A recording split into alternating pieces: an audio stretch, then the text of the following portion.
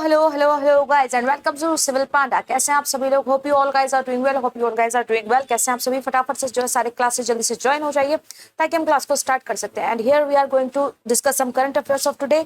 Yes, हम लोग करने जा रहे हैं कुछ करंट अफेयर्स आज के डिस्कस।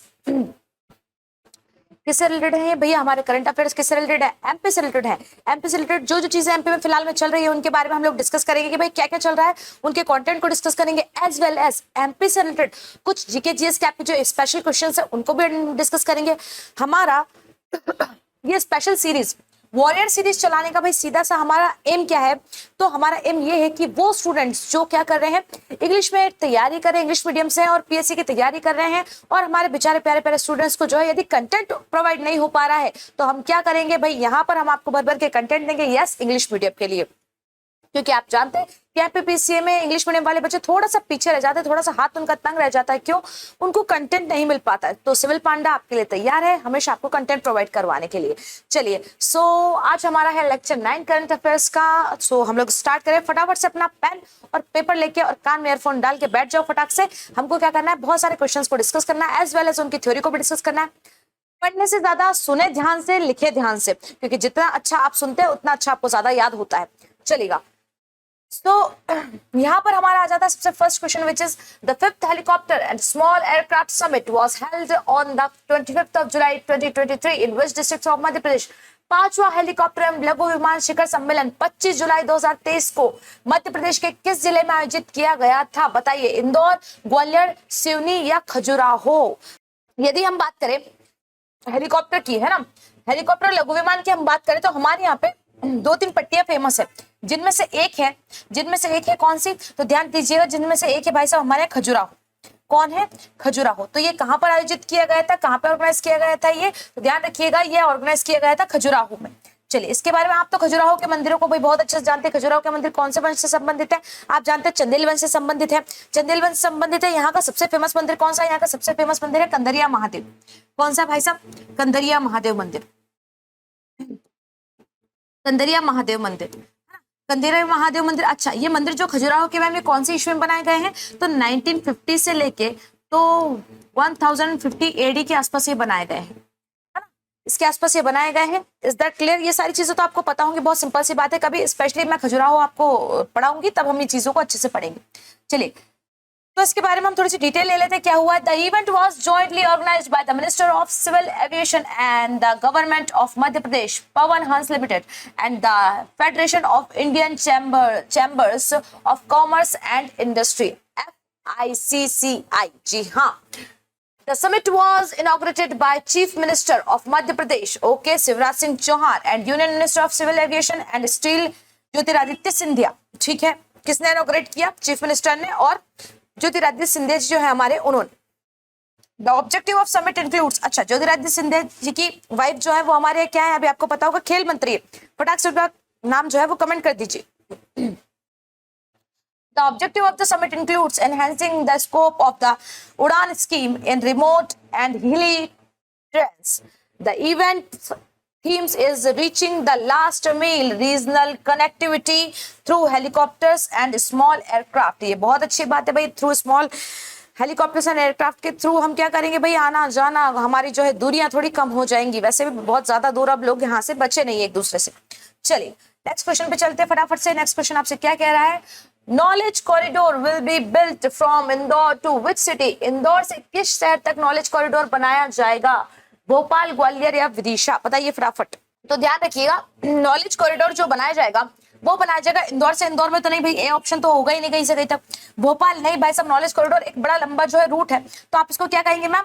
ग्वालियर में बनाया जाएगा। कहाँ बनाया जाएगा? आपका ये ग्वालियर में बनाया जाएगा। एक सुपर कॉरिडोर ऑलरेडी इंदौर में है ना, वो कहाँ से कहाँ तक है फटाक से मुझे जल्दी से कमेंट करके बता दीजिए, है ना। सुपर कॉरिडोर बड़ा फेमस है हमारे यहाँ का। जब रात में कुछ नहीं मिलता, शांति नहीं मिलती, तो गाड़ी लेके सुपर कॉरिडोर निकल जाओ। ठीक है, चलिएगा, थोड़ा सा इसके बारे में हम डिस्कस कर लेते हैं। क्या है इसमें? नॉलेज कॉरिडोर क्या होता है?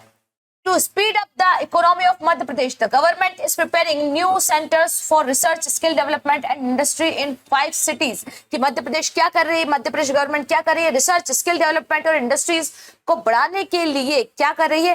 5 सिटीज में नॉलेज कॉरिडोर बना रही है। These centers will not only benefit the state economically, but hundreds of jobs will also be created. केवल हमको अर्थव्यवस्था को फायदा नहीं होगा, बल्कि कई सारी जॉब्स भी जो है क्रिएट होगी, रोजगार जो है उत्पन्न होगा और बेरोजगारी मिटेगी. In this concept of new and golden Madhya Pradesh, Indore, Ujjain, Devas, Bhopal and Malanpur of Gwalior have been selected. Okay, इन सारी चीजों को जो है सिलेक्ट किया गया था इन सिटीज को. It has been named as Knowledge and Life Science Corridor. क्या नाम दिया गया है इसको? Knowledge and Life Science Corridor नाम दिया गया है. The project is based on 7 points. Okay, किस किस चीज पे हो सकता है भाई? क्या क्या चीजें होंगी इस प्रोजेक्ट में?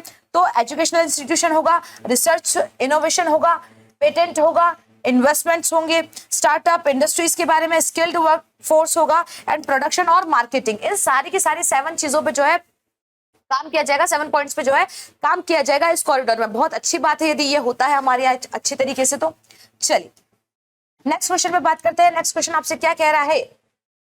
From how many places yatras will be taken out for Sant Ravidas Temple in Sagar, मध्य प्रदेश? मध्य प्रदेश के सागर में संत रविदास के लिए कितने स्थानों पर कितने मंदिरों से यात्राएं निकाली जाएंगी? कितने मंदिरों से यात्राएं निकाली जाएंगी? ये क्वेश्चन हम लोग पहले भी कर चुके हैं कि भाई कहां से यात्रा निकाली जाएंगी. अब आपसे क्वेश्चन है कि ये कितने स्थानों से यात्राएं निकाली जाएंगी. तो ध्यान रखिएगा 6, 5 या 4 या 3.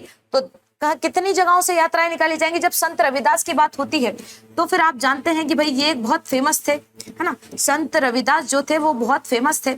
संत रविदास को रेदास भी कहा जाता है, राउदास भी कहा जाता है, अलग अलग जगहों से अलग अलग तरीके से कहा जाता है. ये जो थे मीराबाई के जो थे गुरु थे, है ना. मीराबाई के क्या थे? ये गुरु थे, है ना. मीराबाई के गुरु थे. और यदि मैं कहूं तो राजा मानसिंह, है ना, राजा मानसिंह के दरबार में थे ये, राजा मानसिंह के दरबार में थे ये. और इनके बारे में और मैं बताऊं तो ये जो थे ये हमारे किनके? अकबर के समय के हैं. किसके समय के भैया? अकबर के समय के. अकबर के समय के आसपास के समय के हैं ये. कौन? संत रविदास जी. चलिए इनके बारे में हम थोड़ी सी और डिस्कस करते हैं. तो ये कहां से निकाली जाएंगी भाई? 5 जगहों से निकाली जाएंगी. कितनी जगहों से निकाली जाएंगी? 5 सिटीज से ये जो है निकाली जाएंगी. चलिए नेक्स्ट क्वेश्चन थोड़ा सा इसके बारे में देख लेते हैं. Chief Minister Shri Shivraj Singh Chauhan has said that for the construction of Sant Bhagwan Ravidas Temple and Art Museum in Sagar, yatras will be organized from 5 districts of the state. 5 district से निकाली जाएगी. कौन कौन सी? सिंगरौली, धार, श्योपुर, बालाघाट और Neemuch on July 25. कौन कौन सी जगहों से भैया? साथ में बोलना. सिंगरौली, आर पार जिला धार, श्योपुर, बालाघाट और नीमच से. इन 5 जगहों से जो है संत सिंह जी की क्या निकाली जाएगी? सॉरी, रविदास जी की क्या निकाली जाएगी? यात्रा निकाली जाएगी.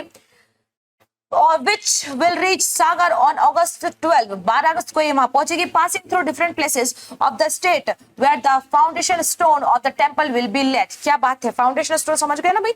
जो पत्थर रखा जाता है, नींव रखी जाती है एक तरीके से, ये समझ लीजिए. In these yatras, the yatras will reach the ocean by taking soil and river water from village to village. जगह जगह से पानी और मिट्टी लिया जाएगा और वहां पे जो है वो मंदिर बनाया जाएगा. बहुत अच्छी धार्मिक वो है, लोगों की भावनाएं इनसे जुड़ी हैं.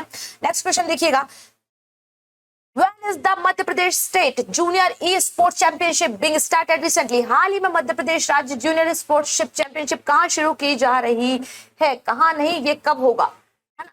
ये सॉरी, हाँ, कब शुरू की जा रही, मैंने कहाँ पढ़ दिया, है ना. कब शुरू की जा रही भैया? 27 जुलाई, 28 जुलाई, 29 जुलाई या 30 जुलाई. बहुत ही क्लोज ऑप्शंस आपको दिए जाते हैं, पहचानना आपके लिए मुश्किल हो जाता है ना.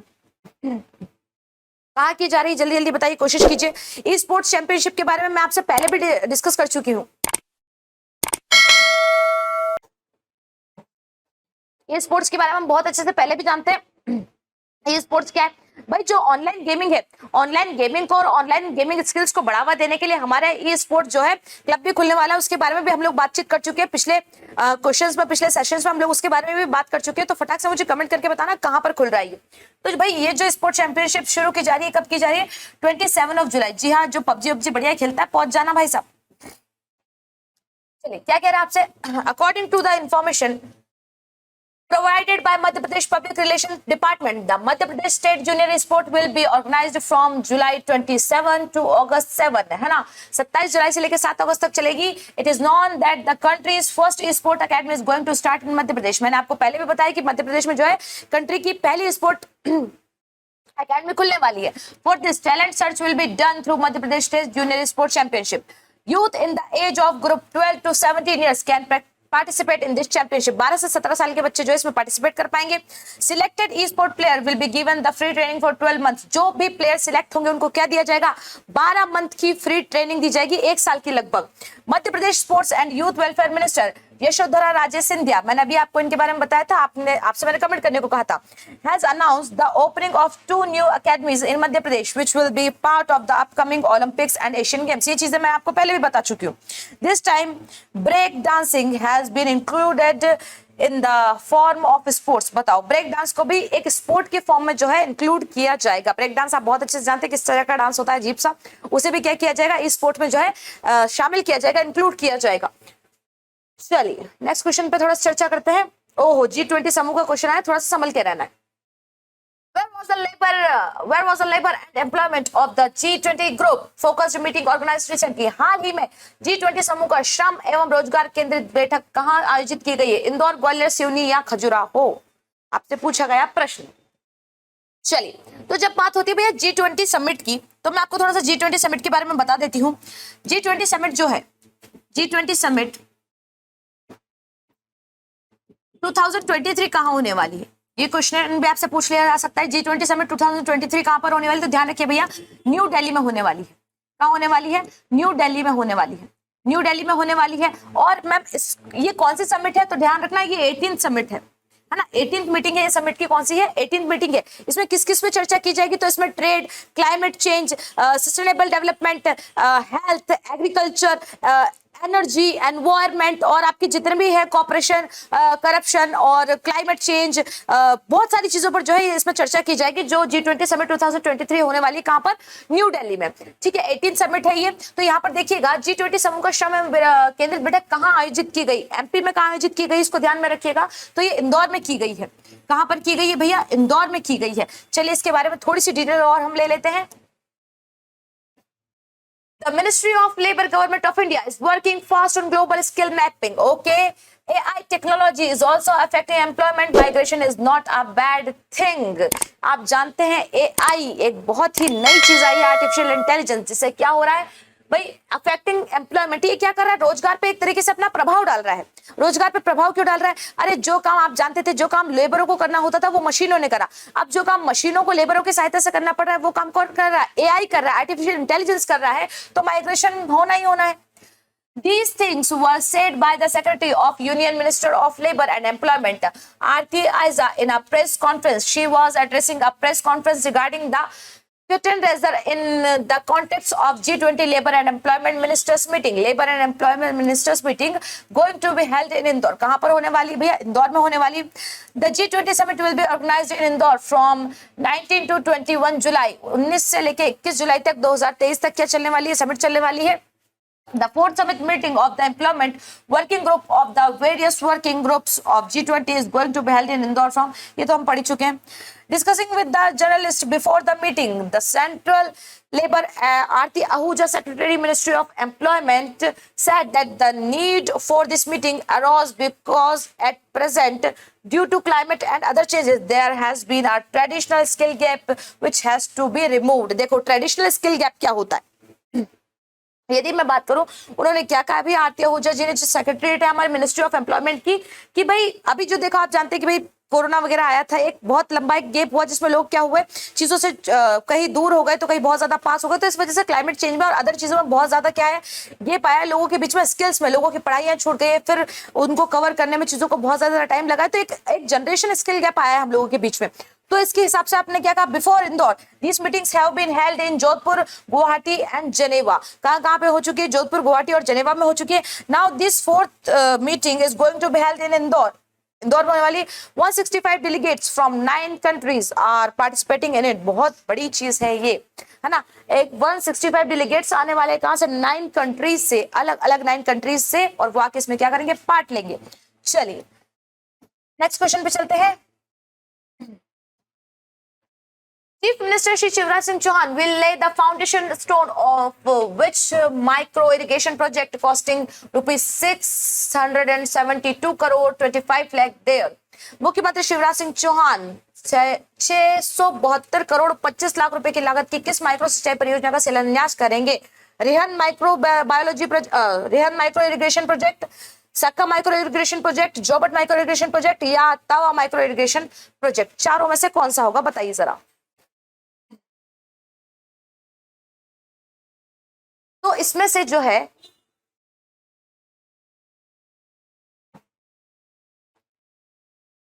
ध्यान दीजिएगा कौन से है ये इसका सही ऑप्शन हमारा क्या होगा, ए रिहन माइक्रो इरिगेशन प्रोजेक्ट। मैम ये कहां पर है, तो ध्यान दीजिएगा ये वाला जो प्रोजेक्ट हमारा चलने वाला है, ये चलने वाला है कहां पर, सिंगरौली में। कहां पर है भैया, सिंगरौली, सिंगरौली कहां कहां पर चलेगा, सिंगरौली में, सिंगरौली में। अच्छा कितने ज्यादा भूमि की सिंचाई करेगा, तो ये 38,000 भूमि की क्या कर लेगा भाई साहब, सिंचाई कर लेगा। 38,000 हेक्टेयर भूमि की जो है ये सिंचाई कर लेगा। कितने की कर लेगा, 38,000 हेक्टेयर भूमि की ये क्या कर लेगा, सिंचाई। कहां पर ये प्रोजेक्ट, तो ध्यान रखना ये कहां है हमारा, सिंगरौली में। और सिंगरौली में भी कहां पर है, तो ध्यान रखना खटखटिया गांव में है ये। कौन सा गांव है, गांव का नाम है भाई साहब खटखटिया गांव, खटखटिया गांव में। कौन सा प्रोजेक्ट, रिहन माइक्रो इरिगेशन प्रोजेक्ट। जी हाँ बहुत बड़ा प्रोजेक्ट है, ध्यान रखिएगा इसके बारे में बहुत अच्छे तरीके से। चलिए नेक्स्ट क्वेश्चन पे चले फटाक से, और नेक्स्ट क्वेश्चन आपके लिए ये रहा, Singrauli 648 crore Rihan micro irrigation project has been approved. Okay, 38,000 hectare land of 113 villages of Singrauli मादा तहसील will be irrigated. कितना, वही मैंने आपको बताया 38,000 हेक्टेयर लैंड, कितनों का, 113 गांवों का जो है इसमें सिंचाई हो जाएगी। After the completion of this project the work for Sanjeevani started for the thousands of farmers and agriculture sector of Singrauli. भाई संजीवनी प्रोजेक्ट भी भैया बहुत जल्दी स्टार्ट हो जाएगा, थाउजेंड्स हजारों लोगों के लिए, हमारे यहाँ के जो हजारों फार्मर्स है, कृषक है, उनके लिए। चलिए इसके बाद नेक्स्ट क्वेश्चन हमारा कौन सा है, Which of the following rivers do not originate in Madhya Pradesh. निम्नलिखित में से कौन सी नदी मध्य प्रदेश में नहीं निकलती है, वेनगंगा, चंबल, बनास या क्षिप्रा। तो दो नदियों को तो आपने यहाँ से फटाक से निकाल दिया होगा कि मैम इनका तो हमें बहुत अच्छे से पता है कि ये कहाँ कहाँ से निकलती है ना। तो आप जानते हैं भाई चंबल तो यहीं से निकलती है, जाना पाओगी पहाड़ी से, कोई दिक्कत ही नहीं। क्षिप्रा भी भाई साहब यहीं से निकलती है ना। वेनगंगा भी यहीं से निकलती है, एमपी से निकलती नहीं तो कौन सी, बनास, है ना। तीनों की तीनों जो है एमपी से निकलती है, लेकिन इनमें से एक नदी कौन सी, बनास जो है वो एमपी से नहीं निकलती है ना, एमपी से ओरिजिनेट नहीं होती है।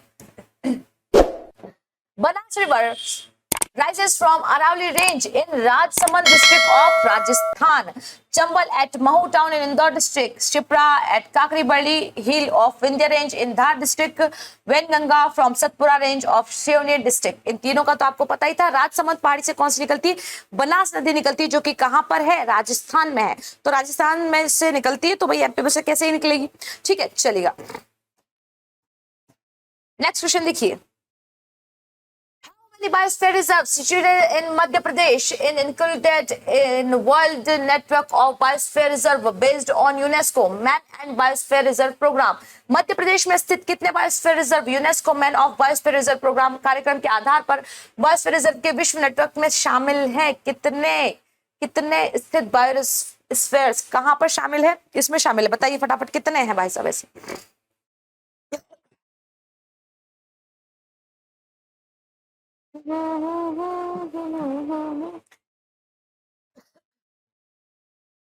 2 3 4 5 2 कितने हैं, 2। इनके बारे में थोड़ी सी डिटेल और हम और ले लेते हैं कि क्या क्या है।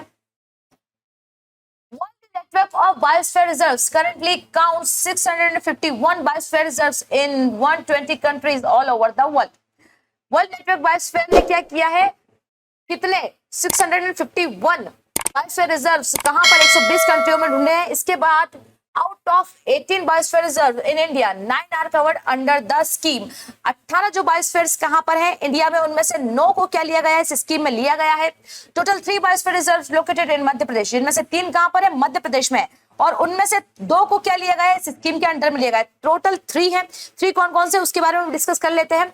तो Pachmarhi biosphere reserve and Achanakmar Amarkantak biosphere reserve are covered under the scheme. 2 किया गया है, कौन सा, पचमढ़ी और अचानकमार जो है किसमें किया गया है, इसमें कवर किया गया है, छोड़ा किसको गया है, थर्ड वाले को। The third biosphere reserve of MP is Panna biosphere reserve which is not included in the scheme, है ना। तो ध्यान रखिएगा 3 बायोस्फीयर रिजर्व्स हैं जिनमें इसको 2 को इंक्लूड किया गया है, लेकिन 1 को नहीं किया गया। एक कौन सा भैया, आपका पन्ना वाला, पन्ना को छोड़ दिया गया है, किसको लिया गया है, केवल पचमढ़ी और उसको। चलिए नेक्स्ट क्वेश्चन देखते हैं। नेक्स्ट क्वेश्चन आपसे क्या पूछ रहा है, ओहो हो, ये तो जनजाति की जहां बात हो जाती है वहां तो थोड़े संभल ही जाया करो भैया। Bhagoria is a folk dance associated with which tribe of Madhya Pradesh. Bhagoria Madhya Pradesh की किस जनजाति से संबंधित लोक नृत्य है? भील, गोंड, बेगा या सहारिया, पूछा जा रहा है आपसे। तो ध्यान दीजिएगा, भगोरिया मेला, यदि मैं मध्य प्रदेश की सबसे बड़ी जनजाति की बात करूं तो सबसे बड़ी जनजाति मध्य प्रदेश की है गोंड। उस दिन मैंने आपको परसेंट भी बताया था। ऑल ओवर कितनी है भैया?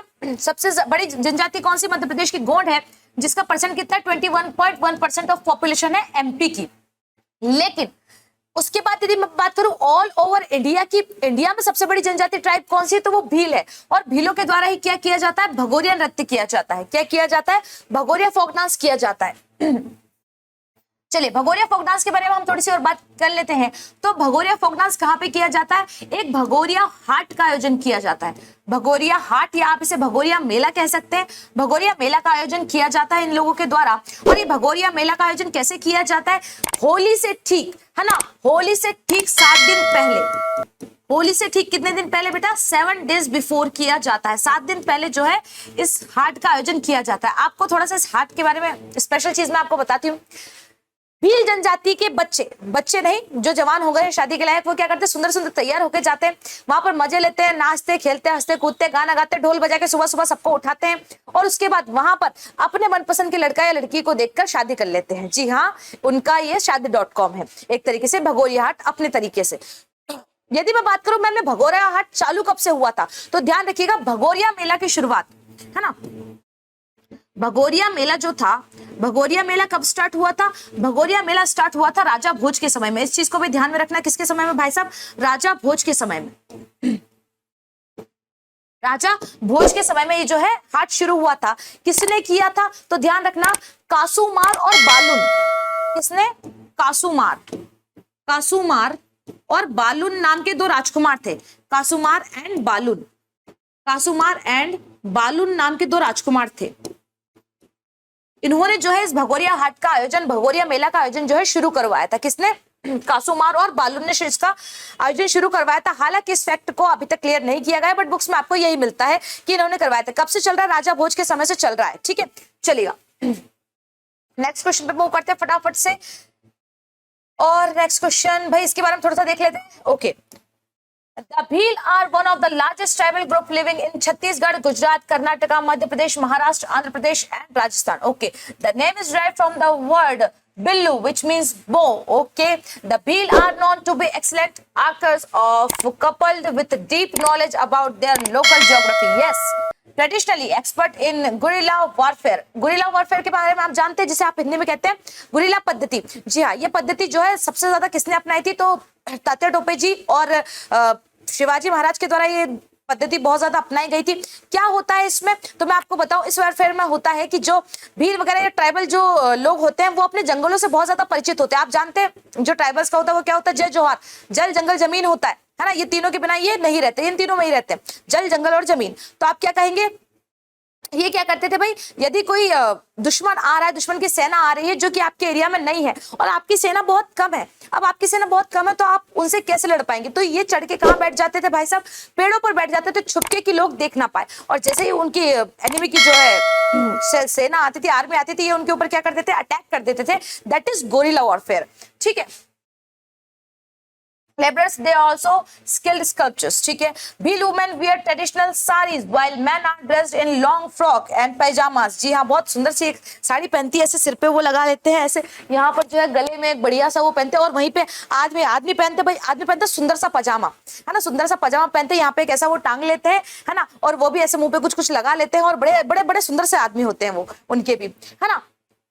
The women put on heavy ornaments made of silver brass along with rosaries of beads and silver coins and earring. बहुत अच्छी अच्छी सुंदर सुंदर इयरिंग्स ऐसे सिल्वर के पहनते, से कड़ा पहन लेते गले में, है ना, हाथ में मोटा सा कड़ा पहन लेते, पैरों में, मैं तो हाँ, आप और हम तो चल भी ना पाएंगे उनमें, फिर भी देखिए आप।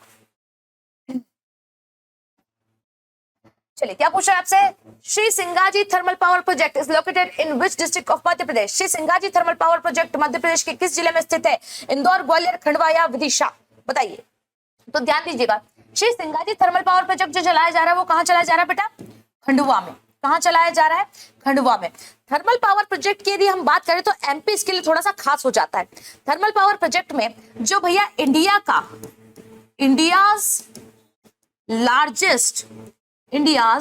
लार्जेस्ट थर्मल पावर प्रोजेक्ट जो है, थर्मल पावर प्रोजेक्ट, वो एमपी में ही है।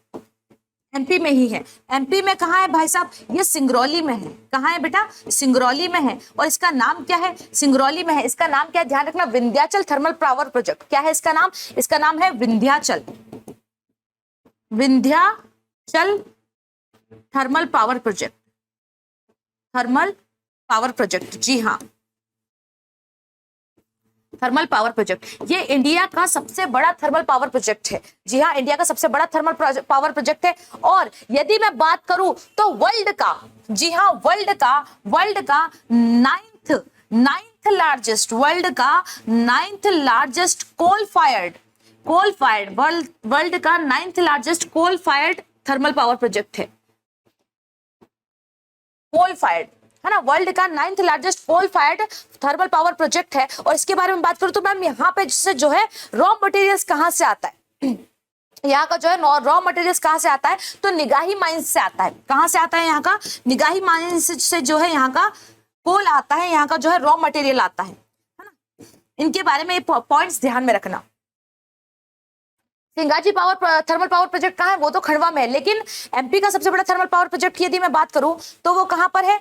वो है आपका सिंगरौली में, है ना। और इंडिया के सबसे बड़े थर्मल पावर प्रोजेक्ट की मैं बात करूं तो वो भी कहाँ है? वो भी है सिंगरौली में, जिसका हमने नाम किया दिया विंध्याचल थर्मल पावर प्रोजेक्ट। और भैया ये इंडिया का सबसे बड़ा थर्मल पावर प्रोजेक्ट होने के साथ साथ वर्ल्ड का ninth largest coal fired power project है। और कहाँ से आती है? निगाही माइंस से। Is that clear?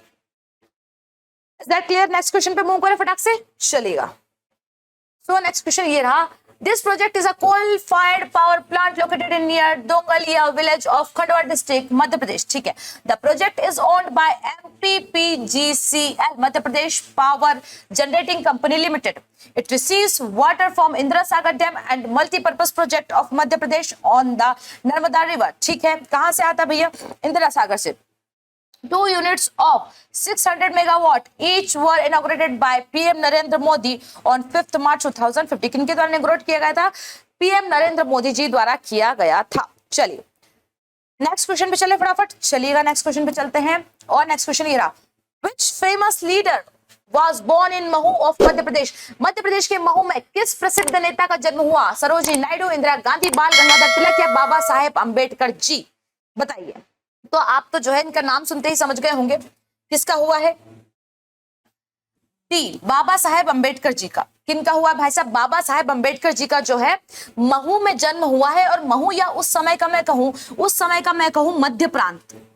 उस समय का क्या कहूं मैं? मध्य प्रांत। अब उस समय मध्य प्रदेश था नहीं ना बेटा, उस समय तो मध्य प्रांत था। ठीक है, मध्य प्रांत में हुआ है। इनका बॉर्न कब का है? तो ध्यान रखिएगा, इनका बॉर्न जो है, इनका बॉर्न है 14th अप्रैल, है ना, 14th अप्रैल 1891। 1891 का इनका जो है बॉर्न है। और इनकी जो डेथ हुई थी बेटा 1st या 6th दिसंबर, नहीं हाँ 6th दिसंबर 1951 को इनकी डेथ कब हुई थी? 6th दिसंबर 1951 को इनकी डेथ हुई थी। और ये जो है राज्यसभा सदस्य भी रहे हैं। जी हाँ, राज्यसभा के मेंबर भी रहे हैं। ये आप जानते हैं भाई बहुत अच्छे से, राज्यसभा के मेंबर भी रहे हैं। कहां से? बॉम्बे प्रोविजन से रहे। कहां से रहे बेटा? बॉम्बे प्रोविजन से रहे, बॉम्बे प्रोविजन। और जब हमारी कॉन्स्टिट्यूएंट असेंबली बनी थी, है ना, जब हमारी कॉन्स्टिट्यूएंट असेंबली बनी थी तो कॉन्स्टिट्यूएंट असेंबली की जो सबसे बड़ी कमेटी थी, जिसे हमने नाम दिया था क्या? ड्राफ्ट कमेटी, है ना, ड्राफ्ट कमेटी, प्रारूप समिति जिसे आप हिंदी में कहते हैं। ड्राफ्ट कमेटी के ये क्या थे? अध्यक्ष थे। ड्राफ्ट कमेटी के ये अध्यक्ष थे। और इनके बारे में बात करूं तो इनका जो धर्म था, इन्होंने धर्म कौन सा अपना लिया था? ये भी याद रखना, इन्होंने जो है बौद्ध धर्म को अपना लिया था। किसको बेटा? बौद्ध धर्म को।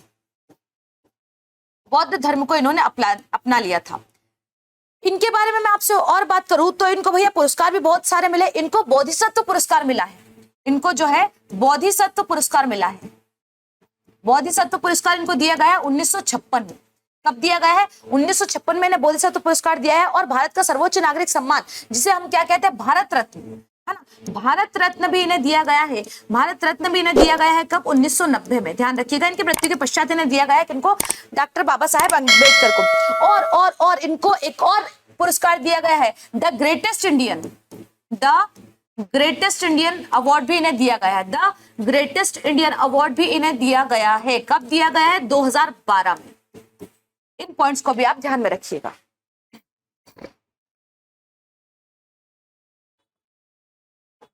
द ग्रेटेस्ट इंडियन अवार्ड किसको दिया गया भैया, बाबा साहब अम्बेडकर जी को। कब, 2012 में। मेजरली ये सारे के सारे इनको इनकी डेथ के बाद ही मिले हैं।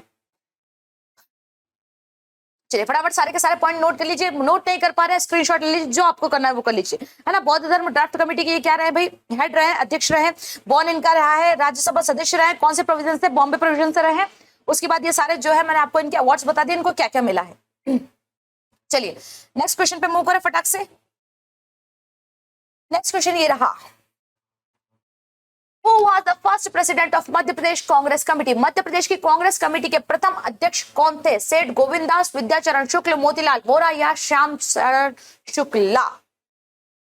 कौन थे भाई सब बताइए। तो ध्यान दीजिएगा, यदि मैं बात करूं विद्याचरण शुक्ल जी नहीं है, मोतीलाल वोरा नहीं है, श्यामचरण शुक्ला जी भी नहीं है, कौन थे? सेठ गोविंददास जी। कौन थे भाई साहब? सेठ गोविंददास जी थे। जी हाँ, ये एक पॉलिटिशियन क्या थे भाई, ये सांसद भी रह चुके हैं, है ना भाई, एमपी भी रह चुके हैं, और ये क्या थे, एक तरीके से साहित्यकार भी थे, है ना। ये एक साहित्यकार भी थे, एमपी भी रह चुके हैं। इन्हें जो है कहाँ, अच्छा ये रिलेटेड कहाँ से थे, ये थे कहाँ के, तो ये भी ध्यान रखना, ये जबलपुर के थे बेटा, ये जो है जबलपुर के थे। कौन? सेठ गोविंददास जी कहाँ के थे? जबलपुर के थे। ये प्रोटेम स्पीकर भी रह चुके हैं, ये हमारे यहाँ प्रोटेम स्पीकर भी रह चुके हैं। प्रोटेम स्पीकर आप बहुत अच्छे से जानते होंगे, प्रोटेम स्पीकर भी रह चुके हैं। कौन? सेठ गोविंददास जी। और यदि मैं बात करूं तो इन्हें पद्म भूषण दिया गया है। क्या दिया गया है इन्हें? पद्म भूषण दिया गया है। इन्हें पद्म भूषण अवार्ड दिया गया है। किनको? सेठ गोविंददास जी को। कब दिया गया है? 1961 में। 1961 में इनको जो है पद्म भूषण अवार्ड भी दिया गया है। फटाफट से स्क्रीनशॉट ले लो, लिखना है तो लिख लो, जो करना है कर लो, जल्दी जल्दी। नेक्स्ट क्वेश्चन पे चलते हैं। नेक्स्ट क्वेश्चन ये रहा, मध्य प्रदेश के प्रथम मुख्यमंत्री कौन थे? भगवंत राय मंडलोई, कैलाश नाथ काटजू, पंडित रविशंकर शुक्ल या रामचरण शुक्ल? ये तो भाई साहब इसका जवाब केवल एक ही व्यक्ति दे सकता है, और वो है एमपी पटवारी के टॉपर्स। चलिए, so who was the first chief minister of Madhya Pradesh? Madhya Pradesh के प्रथम मुख्यमंत्री कौन थे? भगवंत राय मंडलोई, कैलाश नाथ काटजू, पंडित रविशंकर शुक्ल या रामचरण शुक्ल? चारों में से कौन थे? तो आप बहुत अच्छे से जानते हैं, इसका जवाब कौन दे सकता है? केवल एमपी पटवारी के टॉपर दे सकते हैं, पंडित रविशंकर शुक्ल जी। कौन थे भाई साहब? पंडित रविशंकर शुक्ल जी, बहुत फेमस पर्सनालिटी हमारे यहाँ की रहे हैं ये। यदि मैं बात करूं तो इनका जन्म कब हुआ था? इनका जन्म हुआ था 1877 में। इनका बॉर्न कब का है भैया? 1877 का है। कब का है? 1877 का है। यदि मैं बात करूं इनकी, तो ये सेंट्रल प्रीमियर रह चुके हैं। ये जो है हमारे प्रीमियर रह चुके हैं। कहाँ के प्रीमियर रह चुके हैं? ये सेंट्रल प्रोविजन, किसके? सेंट्रल प्रोविजन एंड बरार के। सेंट्रल प्रोविजन एंड बरार के, ठीक है। अच्छा, इनके बारे में बात करूं तो इनके बारे में आपको एक फैक्ट पता होगा कि इनके एक बड़े बेटे थे, जिनका नाम क्या था? इनके एक बड़े बेटे थे जिनका नाम था श्यामचरण शुक्ल, है ना। इनके जो थे एल्डर सन थे इनके, जिनका नाम था श्यामचरण शुक्ल। श्यामचरण शुक्ला, ये क्या थे? ये भी जो है एमपी के चीफ मिनिस्टर रह चुके हैं, सीएम रह चुके हैं। इनके बेटे भी, जी हाँ, ये भी रह चुके हैं, और इनके बेटे भी रह चुके हैं चीफ मिनिस्टर। कहाँ के? एमपी के। कौन थे? श्यामचरण शुक्ल। किनके बेटे थे ये? पंडित रविशंकर शुक्ल जी के। चलिए नेक्स्ट क्वेश्चन पे चले हम फटाक से। नेक्स्ट क्वेश्चन आपसे पूछ रहा है, Dubri is the old name of which national park of Madhya Pradesh? Dubri Madhya Pradesh के किस राष्ट्रीय उद्यान का पुराना नाम है? बांधवगढ़, कान्हा किसली, संजय या माधव? ध्यान रखिएगा, ये जो नाम था किसका था? संजय नेशनल पार्क का था। किसका था भैया? संजय नेशनल पार्क का जो पुराना नाम था वो था डुबरी। मैम ये बना कब था? तो ये बना था आपका 1983 में, और जब ये बना था एमपी सीजी दोनों में था। अभी जो है इसका पार्ट पूरा सीजी में जा चुका है। हमारे पहले एमपी में था, अब जो है सीजी में जा चुका है। ट्रॉपिकल फॉरेस्ट जो है यहाँ पे आपको मिल जाता है। क्या मिल जाता है बेटा? ट्रॉपिकल फॉरेस्ट किसका? स्पेशली साल ट्रीज का। स्पेशली किसके? साल ट्रीज का जो है ट्रॉपिकल फॉरेस्ट आपको यहाँ पर मिल जाता है। कितने में फैला हो, तो याद रखिएगा ये 2300 किलोमीटर स्क्वायर में जो है फैला हुआ है। कौन फैला हुआ है? डुबरी या संजय नेशनल पार्क जो है कितने में फैला हुआ? 2300 किलोमीटर स्क्वायर में ये फैला हुआ है। कब बना था? 1983 में बना था। पहले एमपीसीजी दोनों में था, मतलब एमपीसीजी दोनों एक ही तो थे, फिर बाद में उधर चले गया। ठीक है, चलेगा। नेक्स्ट क्वेश्चन पे चलते हैं फटाक से। Sardarpur wildlife sanctuary is located in which district of Madhya Pradesh? Sardarpur वन्य जीव अभ्यारण्य मध्य प्रदेश के किस जिले में है? इंदौर, ग्वालियर, सिवनी या धार? बताओ।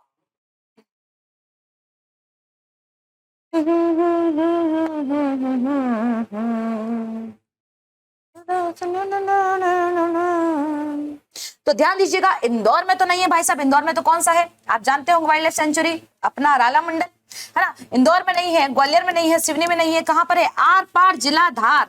कौन से वाले में भैया? सरदार। कहाँ है? धार, है ना। कहां पर है भाई साहब? धार में है। ये नोटिफाइड कब हुआ था मैम? ध्यान दीजिएगा, सरदारपुर वन्यजीव अभ्यारण्य जो है नोटिफाइड कब हुआ था? ये नोटिफाइड हुआ था आपका 1983 में। कब हुआ था बेटा? 1983 में हुआ था। इसमें 14 विलेजेस हैं, है ना। टोटल 14 विलेजेस जो है इसके अंडर में आते हैं। किसके? सरदारपुर वाइल्ड लाइफ सेंचुरी के अंडर में आते हैं। और ये कितने में फैला हुआ है? ये 348 किलोमीटर स्क्वायर में फैला हुआ है। सरदारपुर वन्य जीव अभ्यारण्य कहाँ है? आर पार जिला धार। चलिए नेक्स्ट क्वेश्चन पे चले। नेक्स्ट क्वेश्चन पे चलते हैं फटाफट से। और नेक्स्ट क्वेश्चन आपके लिए जो है ये रहा, the number of district panchayat in Madhya Pradesh. कितनी है भाई मध्य प्रदेश में जिला पंचायत की संख्या? 40, 45, 50 या 55? बताइए। तो ध्यान दीजिएगा, मध्य प्रदेश में जिला पंचायत की संख्या कुल 50 है। कितनी है भाई साहब? 50। नेक्स्ट क्वेश्चन पे मूव करें। ऐसे क्वेश्चन में ज्यादा टाइम देने की हमको जरूरत ही नहीं, इनको हम पहले भी डिस्कस कर चुके हैं। The number of development blocks in Madhya Pradesh. Madhya Pradesh में विकास खंडों की संख्या कितनी है? विकास खंड कितने हैं ये बताइए भाई जल्दी से। 230, 280, 303 या 313? तो ध्यान दीजिएगा, 230 नहीं है, 280 नहीं है, 303 नहीं है, 313। 313 जो है विकास खंड है। कहां पर? एमपी में हमारे 313 विकास खंड है। चलेगा। नेक्स्ट क्वेश्चन क्या पूछा है? Which was the first newspaper to be published from Madhya Pradesh? Madhya Pradesh से प्रकाशित होने वाला पहला समाचार पत्र इनमें से कौन सा है? आफ्ताब, सेवक, महासमुंद, वीकली मालवा अखबार, साप्ताहिक मालवा अखबार या वीकली ग्वालियर अखबार? साप्ताहिक ग्वालियर अखबार। कौन सा था बताओ भैया फटाक से। तो ध्यान दीजिएगा, आफ्ताब नहीं था, सेवक नहीं था, वीकली मालवा अखबार नहीं था, जो फर्स्ट था दैट इज ग्वालियर अखबार। कौन सा था बेटा? ग्वालियर अखबार था। जी हाँ, एमपी से प्रकाशित होने वाला पहला समाचार पत्र था ये। कब हुआ था मैम? कब प्रकाशित हुआ? तो ध्यान दीजिएगा 1840 में, 1840 में प्रकाशित हुआ था। तो फिर मैम ये तो हमारी हिंदी भाषा में होगा? नहीं भाई साहब, इसकी जो भाषा थी वो भी याद रखना, ये उर्दू में था। किसमें था ये उर्दू भाषा में था, है ना। उर्दू भाषा में ये प्रकाशित हुआ था। और ये कहाँ से प्रकाशित हुआ भाई? ग्वालियर से हुआ था ना। अभी अभी बात करिए, ग्वालियर अखबार था ये। अच्छा, यदि हम कंट्री की बात करें तो मैम भारत में कौन सा था? तो भारत में यदि हम इंडिया की बात करें तो इंडिया में आप जानते हैं किसका था? कौन सा था भाई? बंगाल गजट, है ना। बंगाल गजट ही था, हाँ हाँ, बंगाल गजट। बंगाल गजट किसने चलाया था ये? तो इसके संपादक कौन थे? वो थे जेम्स अगस्टस हिक्की। कौन थे? James Augustus Hickey. James Augustus Hickey कौन थे भैया? इसके संपादक जेम्स अगस्टस हिक्की थे। यदि मैं बात करूं एमपी में प्रथम मासिक पत्रिका कौन सी चली, तो वो भी ध्यान रखना। एमपी में जो प्रथम मासिक पत्रिका चली थी वो चली थी कहां से? प्रथम मासिक पत्रिका, मासिक पत्रिका। तो प्रथम मासिक पत्रिका जो चली थी वो चली थी 1863 में। और ये कहां से चली थी? तो ये चली थी भाई साहब हमारे जबलपुर से।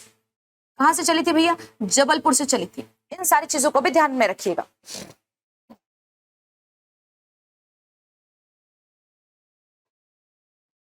बंगाल गजट कब चला था? 1780 में, है ना। अच्छा, ये अचानक हुआ क्या था जो यहाँ पे इतने सारे पेपर वगैरह आ गए थे? आप जानते होंगे एक बहुत ही अच्छी चीज का प्रिंटिंग, है ना। यूरोप में प्रिंटिंग का जन्म हुआ था, है ना। प्रिंटिंग का जन्म हुआ था, प्रिंटिंग पेपर्स, प्रिंटिंग मशीन आने लगी थी, तो उसके थ्रू जो है फिर वो चीज इंडिया में आई, है ना। इस कारण से। चलिए नेक्स्ट क्वेश्चन पे चले फटाक से। और नेक्स्ट क्वेश्चन ये रहा, मध्य प्रदेश में योजना मंडल के प्रथम अध्यक्ष कौन थे? Who was the first chairman of Madhya Pradesh planning board? Shri Prakash Chandra Sethi, Shri Bhagwant Rai Mandloi, Shri Pattabhi Sitaramayya, Shri Ravishankar Shukla. कौन थे भाई साहब? तो ध्यान दीजिएगा इस पे, इसके जो प्रथम मध्य प्रदेश के योजना मंडल के प्रथम अध्यक्ष कौन थे? फर्स्ट चेयरमैन कौन थे मध्य प्रदेश प्लानिंग बोर्ड के? तो भैया पट्टाभी सीतारामैया तो अलग ही पर्सनैलिटी है, पर श्री रविशंकर शुक्ल जी भी अलग पर्सनैलिटी है, भगवंत राव मंडलोई जी का इससे कोई लेना देना नहीं था। लेकिन श्री प्रकाश चंद्र सेठी जी कौन थे? श्री प्रकाश चंद्र सेठी जी जो थे इसके प्रथम ये कहो चेयरमैन थे। कौन थे? अच्छा, इनके बारे में एक चीज याद रखना, ये जो है 2 बार सीएम बन चुके हैं एमपी के, ये जो है 2 बार सीएम बने थे एमपी के। और ये 2 बार सीएम कैसे बने थे इसकी भी कहानी सुनो। ये बने थे 1972 में, पहली बार कब बने थे मैम? 1972 से 1972 में ही खत्म हो गए थे एक बार बनके। जी हाँ, 1972 से 1972 में ही खत्म हो गए थे। कितने तारीख से बने थे मैं आपको बताऊं, ये बने थे 29 जनवरी से, है ना, 29 जनवरी से बने थे। तो कब तक बने थे पहली बार? तो बने थे 22 मार्च तक, 22 मार्च तक। जी हाँ, पहली बार बने थे 1972 में, 29 जनवरी से 22 मार्च तक। फिर कब बने? फिर वापस बने ये कब से कब तक? 1972 से लेके तो 1975 तक। जी हाँ, 1972 में ठीक 22 मार्च के 3 दिन बाद 25 मार्च से फिर 1975 तक 3 साल तक ये क्या रहे? सीएम रहे। ठीक है भाई साहब, इनके बारे में जो है ध्यान रखना। और ये कब तक रहे? फिर यहाँ पे 1975 में दिसंबर तक रहे थे, दिसंबर तक जो है ये एमपी के सीएम रहे थे। चलिए, 22 दिसंबर तक ये जो है एमपी के सीएम रहे थे। ओके, नेक्स्ट क्वेश्चन पे चले। कौन? श्री प्रकाश चंद्र सेठी जी, इनके बारे में ध्यान में रखना, बहुत अच्छी पर्सनैलिटी हमारे यहाँ की। क्वेश्चन पे चलते हैं और आज का जो है लास्ट क्वेश्चन कौन सा है हमारा? लास्ट क्वेश्चन है, who is the ex officio chairman of Madhya Pradesh planning board? Madhya Pradesh के योजना मंडल का पदेन अध्यक्ष कौन होता है? पदेन अध्यक्ष, अच्छा, एक्स ऑफिशियो कौन होता है? जो जैसे ही उस पद पे बैठता है और वो उसका भी हो जाता है। ठीक है, तो यहाँ पर कौन है? Chief minister, secretary of planning department, planning commission या गवर्नर? तो ध्यान दीजिएगा, इसके जो योजना मंडल का पदेन अध्यक्ष होता है वो होता है चीफ मिनिस्टर। कौन होता है भाई साहब? मुख्यमंत्री होता है। कौन होता है? मुख्यमंत्री होता है। चलिए, सो इसी के साथ जो है आज का हमारा सेशन यहीं पे एंड होता है। थैंक्स फॉर वॉचिंग, यहाँ तक देखने के लिए बहुत बहुत शुक्रिया आप सभी का। यदि आपको वीडियो में से कुछ अच्छा लगा हो, सेशन में से कुछ अच्छा लगा हो, यदि आपको नई जानकारी मिली हो तो फटाफट से जो है सेशन को लाइक कर दीजिए। चैनल पे यदि नए हो तो फटाफट से चैनल को जो है सब्सक्राइब कर लो और वो बेल आइकन को भी दबा दो, ताकि हमारी कोई भी नई वीडियो आएगी करंट अफेयर से रिलेटेड जो कि रोज आती है, तो फटाक से आपको जो है इन्फॉर्मेशन मिल जाएगी हमारी क्लास से रिलेटेड। और डेली जुड़िए सिविल पांडा से। तब तक के लिए thank you so much, bye bye.